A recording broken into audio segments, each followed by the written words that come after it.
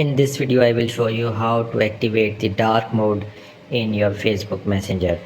So in order to turn on the Facebook Messenger, you need to first open the Messenger, and then you need to open an existing chat, and then you need to click the typing space, and after that you need to click this emoji icon.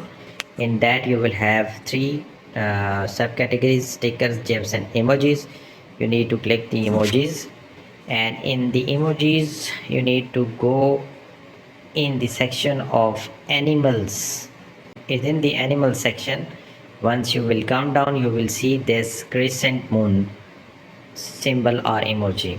You need to select that, and then you need to transmit or press that, and you will see that the crescent moons are falling from the top, and with that you will get a message that your dark mode has been activated. Since I have already activated that dark mode, so that's why it was message was not visible in my case. So in order to activate the dark mode, you need to click your avatar icon in the chat on the top left hand side, and now you will get a message here that the dark mode is available, and by clicking this you can enable the dark mode in your Facebook Messenger.